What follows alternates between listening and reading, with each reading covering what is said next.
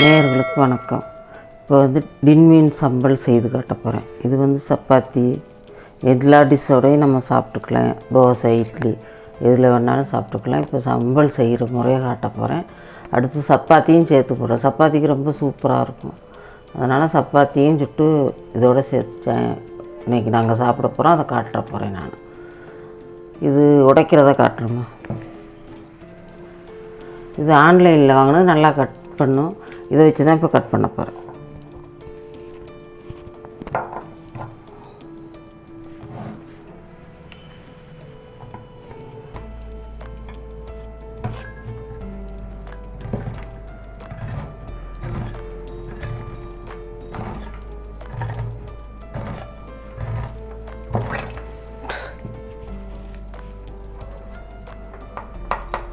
இந்த தண்ணி தேவையில்லைன்னா நம்ம இறுத்து வச்சுக்கலாம். குழம்புக்குன்னா ஊற்றலாம், இதுக்குன்னா தேவையில்லை. தேவைன்னா கொஞ்சம் ஊற்றிக்கலாம், இல்லை ஊற்றி வதக்கணுனாலும் வதக்கலாம். இப்போ வந்து இதில் கொட்டி வச்சுக்கிறேன். 3 துண்டு இருக்குது. இதை ஊற்று வச்சுக்கணும்.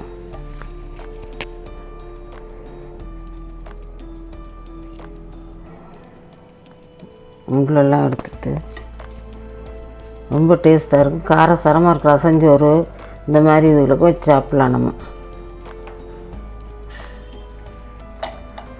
இது நல்லா இப்படி ஊற்றி விட்டுணும். அப்போ தாங்க மசாலெல்லாம் நல்லா பிடிக்கும்.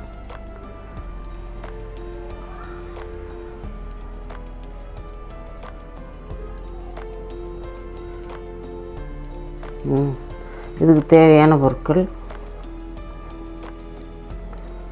வெங்காயம் ஒரு பல்லாரி, 2 முழு மிளகாயை கீறி வச்சுருக்கேன், கொஞ்சம் கருவேப்பிலை, இது கொத்தமல்லி, 2 தக்காளி சாப் பண்ணி வச்சுருக்கேன், ஒரு பாதி எலுமிச்சம்பழம், மஞ்சத்தூள் கொஞ்சம், கடுகு,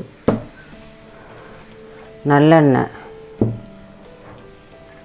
நம்ம ஹோம்மேடு மிளகாத்தூள் கொஞ்சம்,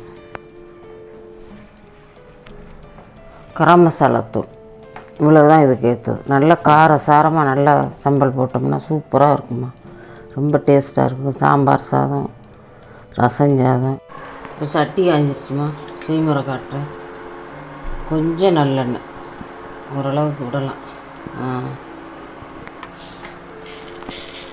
கடுகு கொஞ்சம்,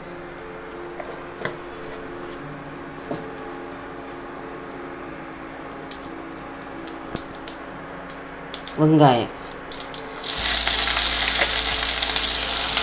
பச்சை மிளகாய்,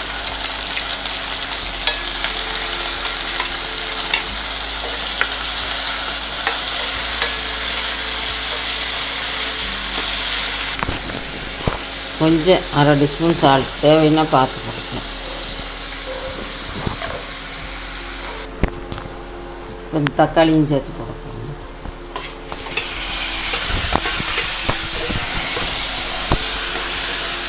கொஞ்சம் காஷ்மீர் மிளகாத்தூள், கொஞ்சம் கலருக்காக 1 டீஸ்பூன்,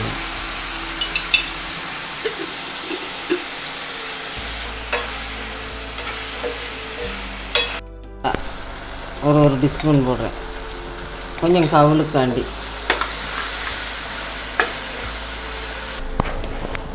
ஒரு 1/2 டீஸ்பூன் மஞ்சத்தூள்,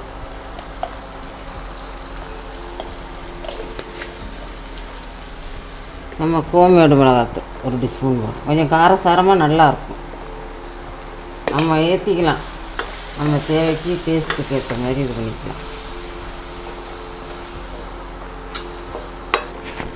இந்த மீன் டின்னில் உள்ள தண்ணியவே ஊற்றுறேன். கொஞ்சம் அது நல்லா கரைஞ்சி வேகும்.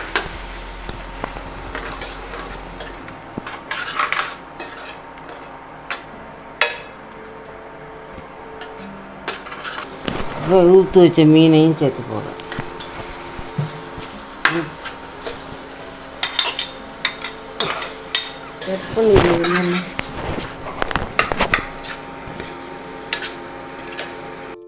இப்போ வந்து நல்லா 5 நிமிஷம் தண்ணி கொஞ்சம் ஊற்றி அந்த தண்ணியை இது பண்ண விட்டோம். கொஞ்சம் நல்லா அது கொதித்து வந்தால் நல்லதுதான்ட்டு இப்போ வந்து இறக்க போகிறதுல நம்ம இந்த ஒரு பாதி எலுமிச்சம்பழத்தை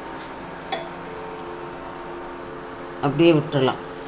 விட்டோம்னா நல்லா டேஸ்ட்டு நல்லாயிருக்கும், எடுத்து கொடுக்கும். நல்லா